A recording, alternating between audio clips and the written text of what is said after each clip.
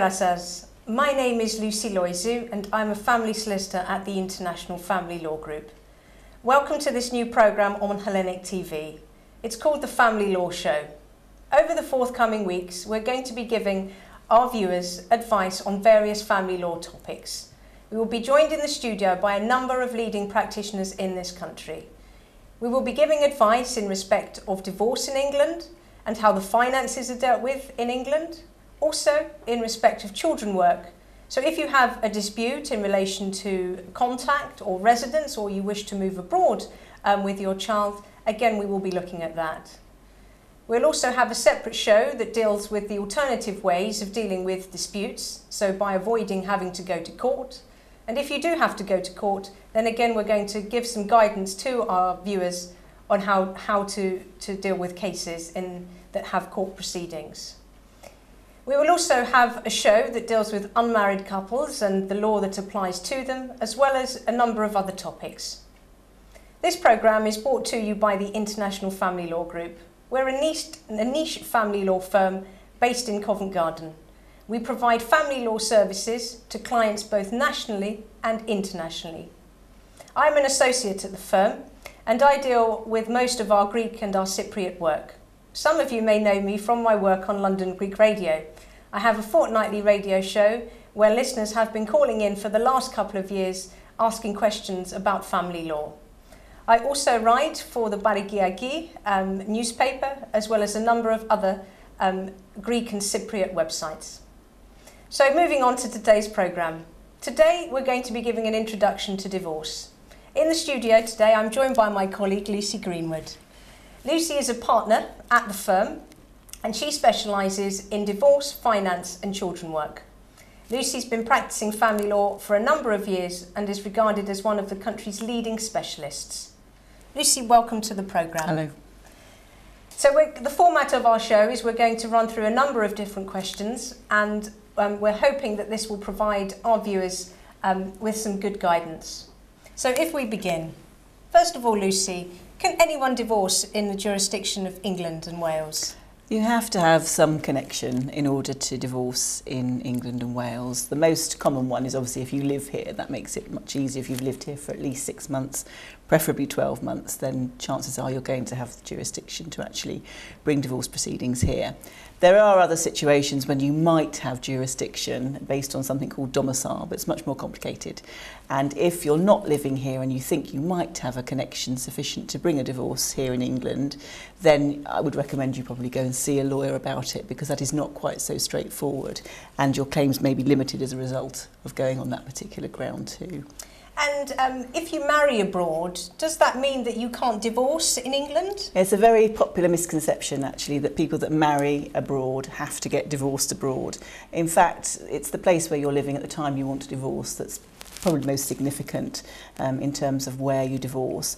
As long as you're married validly in another country, and it's a marriage that's recognised here in England, then you don't necessarily have to get divorced in that country. So no, that is a popular misconception. And say you have a couple who have connections with another country, can divorce proceedings be issued there? This is something that's very important to know, and one of the first questions we often ask our clients is whether there is any other connection with another country, because it can make a tremendous difference to the outcome of your case where you issue. And obviously if you're acting for one party, it's more beneficial to divorce in one particular country as opposed to another. The variation in laws around the world, and even within England, Wales and Scotland, it's very different, and therefore it's very important to look at this particular aspect carefully.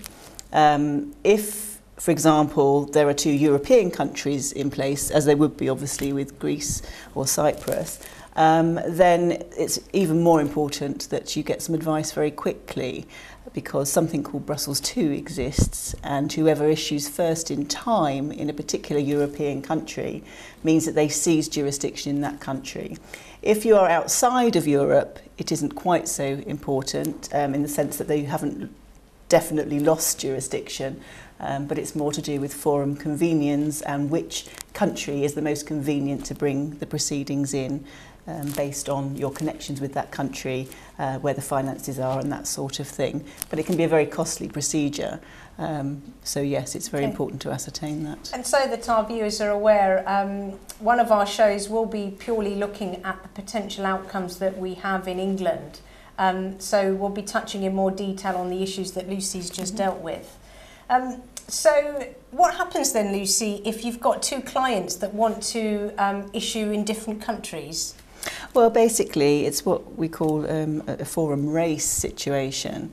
And you may find that although you would like, for example, to tell your spouse in an ideal scenario that you're going to get divorced, etc., you may find that to do so would tip them off, and you have to act very quickly to, in fact, issue proceedings in one particular jurisdiction which is preferable to you without notice to them, which is a huge decision for many people at that time, but can have a very significant difference to the outcome. Unfortunately, that's the nature of the law, and we are, in some ways stuck with that. But it is important that you get some advice quickly if you've got a situation where there are 2 or even 3 jurisdictions that have potential ability to divorce. So, yeah. And do you ever find that there can be 2 sets of proceedings running at the same time? There can. I mean, in Europe, it's more clear-cut. It's the first in time that sort of wins through. However, if you're outside Europe or outside a Brussels II country, which is a bit of a technical term, but there's a specific set of European countries that are involved in that, then there are circumstances when you might have 2 sets of proceedings running, and then it's a matter of having to stay the proceedings to determine which is actually the best jurisdiction based on convenience. And is that to put on hold one of the sets of proceedings? Put on hold one, possibly both sets of proceedings in order to ascertain which country should actually proceed with the divorce and the related finances. And so looking at the English position then, in order to get divorced, what do you have to show? What do you have to prove? Well, there are a number of grounds available in England. The most common relate to how long you've been separated, and if you've only been separated less than 2 years, there's only 2 grounds available to you in England, either adultery if that applies, or unreasonable behaviour. Unreasonable behaviour is by far the most common ground. It's the one we all least like, but again, it's the law, and we have to deal with that, and that involves setting out some subjective, so things that have upset you, things that have, as far as you see it, have actually caused the breakdown of your marriage, and you have to give a few examples of that and say that as a result of those the marriage is broken down, and you have to rely on one that's happened within the last 6 months, but very often they're general things that have annoyed you about the particular person and they continue indefinitely, so it's not usually difficult to find a basis for that ground. Of course, no one thinks they're unreasonable, so it never goes down particularly well with the other party that receives the petition, but you don't have to go overboard. You can make the particulars fairly anodyne. Just to make sure that it's not contentious moving forward, really. Oh, obviously. I mean, we don't want to have a situation where we're inflaming a scenario at the beginning. Unfortunately, things like forum races mean we can't help that, because we ultimately have to protect the client. But in terms of once we're getting the divorce underway, there is no need to be more aggressive than we absolutely have to be. And fortunately, most of the courts in England don't expect anything too drastic in those sorts of proceedings and in those particulars. So. And what information or documents do you need to produce in order to start the divorce in England? You need to have an original marriage certificate, preferably. Sometimes they get lost and you have to get a replacement. Often, if you've married abroad, you have to get a formal translation of that document, which can take a bit of time, so it needs a bit of organising sometimes. And in addition to doing the actual petition, which obviously a lawyer would normally help you with, where you set out these particulars that I've spoken about, you'll also prepare a document called a statement of arrangements for the children, if you've got children, and that is a document which sets out who they're going to live with, what contact, where they go to school, that sort of thing, and what the future arrangements are going to be. And the courts encourage people to try and agree that form if you can. It's not always possible. If you don't agree it, you do have an opportunity later to make your own submissions in that regard.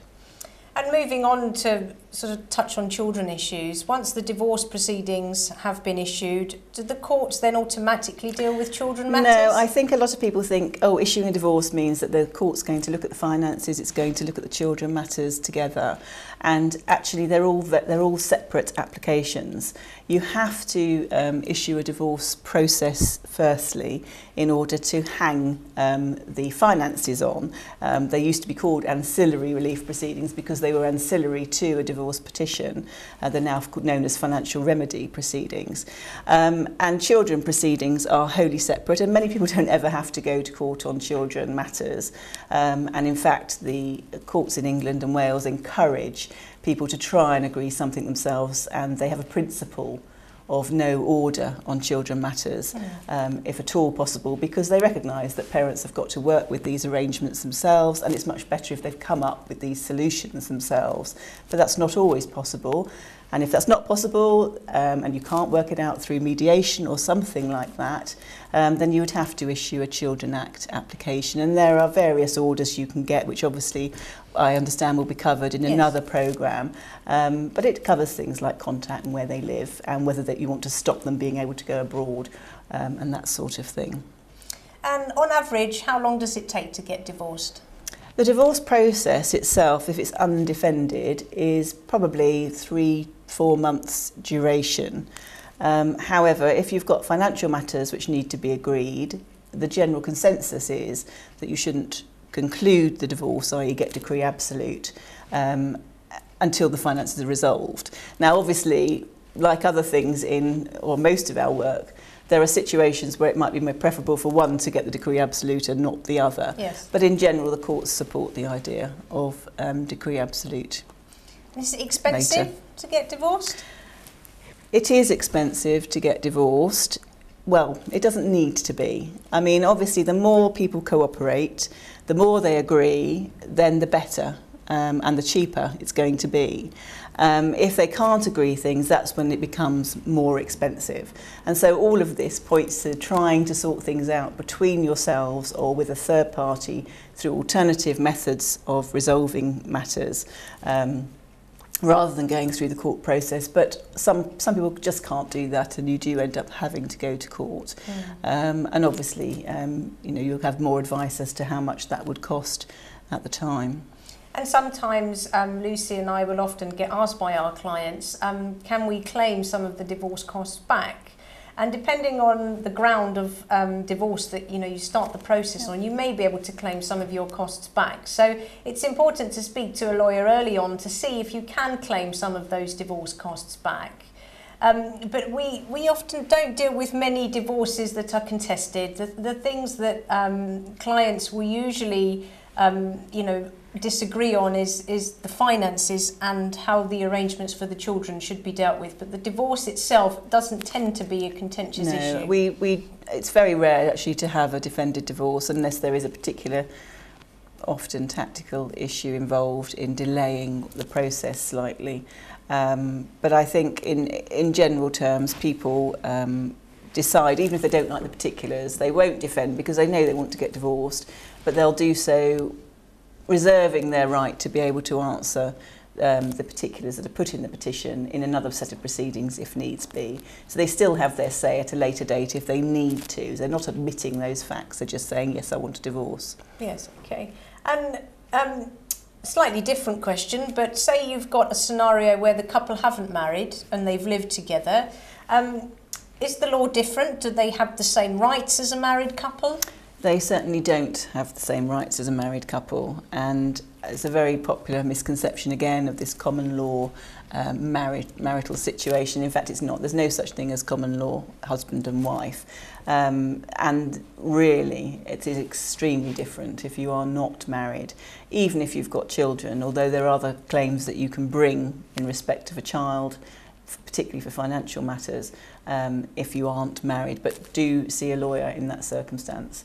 It's more based on technical legal ownership as a rule, rather than the rights that the English courts have on financial proceedings for married couples, where they can actually completely override the legal ownership of a particular property or a particular asset.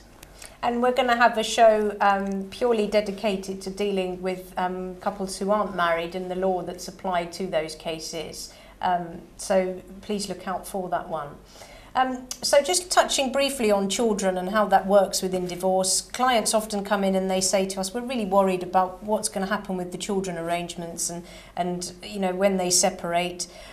You said that generally speaking the courts try not to get involved. Are there any other kind of general things that the courts do when you're dealing with divorce in respect of children? We talked about the statement of arrangements form. Do the judges do anything with that form? The statement of arrangements form it's not a form that really makes a difference in terms of contact proceedings. I mean, if a judge could see from the form that there was no provision for where the child was going to live, they're going to be a bit concerned about the divorce.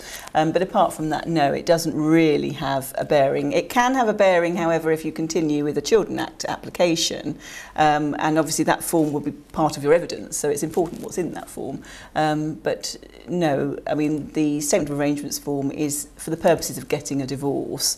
It isn't actually a separate claim for the children matters. You'd have to start a whole fresh set of proceedings for that. And do you think it's worth couples talking to their respective lawyers about children arrangements, the future children arrangements, even if things are amicable? Is it worth just, you know, having that chat? It's sometimes sensible to record what's been agreed between the parties. Something in writing is often better because you can just refer to it if there is a dispute. It very much depends on the couple. If you're able to talk about things openly, you probably don't need even that. Okay. And obviously the more flexible you can be, the better. And say a couple separates, are they able to, and they have children, are they able to move countries wherever they want? Can they go wherever they want? Well, no, well, it very much depends on whether you have something called parental responsibility for the child. But in most, certainly married couples, if the child's been born in marriage, then both parents will have parental responsibility. And as a result, you have to have the permission of all parties with parental responsibility to travel abroad with a child, and you certainly can't relocate and live somewhere else in another country with a child without the other party's consent. If you do, you may find yourself up in a situation of being on the wrong end of a child abduction application, which is not a good place to be. No, and so instead you have to ask the person if you can do it. If they don't agree, then you have to go to court and ask the court to make the decision. And I know there'll be a whole programme in relation to that, because yes, it's quite a complicated scenario, and the law is changing in that regard. So that's quite an interesting area of law, but one that people need to be aware of if they're thinking of doing it. Lucy, thank you. That's been very helpful. If anyone would like advice from Lucy, as I say, is a partner at the firm at the International Family Law Group. And at the end of today's programme, we'll be giving our contact details. They are on the screen behind me, so please feel free to get in touch with Lucy or any one of my colleagues at the International Family Law Group. I'm just going to spend just the last few minutes of our show just talking about how the Greek Orthodox Church views divorce, and whether you have to do anything in our church once you've obtained an English decree of divorce. Now, sometimes, you know, when you get divorced, if you've married in the Greek Orthodox Church, in order for you to remarry there again, you're going to need to obtain an ecclesiastical divorce, and that's fundamental. The Greek Church also won't marry you if you've been divorced 3 times. So hopefully you won't get to that stage, but that's certainly something to bear in mind. Now, in terms of how you go about and get the ecclesiastical divorce, there is a set procedure, and I have written on this in the Barikiagi newspaper, and I'm happy to provide our viewers with information in respect of how you do this. But you contact the ecclesiastical court that's based in Craven Hill in London, and in the first instance, what will happen is you'll probably speak to the reverend there, who will give you guidance as to the procedure that needs to be followed. But generally speaking, what you need to do is you need to provide a short summary setting out the reasons why you're seeking a divorce. In addition, you need to provide the original or certified copy of the decree absolute, i.e. the English civil divorce, and you also need to provide a copy of your ecclesiastical marriage certificate, so the marriage certificate that you were given in the church. There's also a fee that's payable, and then once that's done, you submit your application to the ecclesiastical court.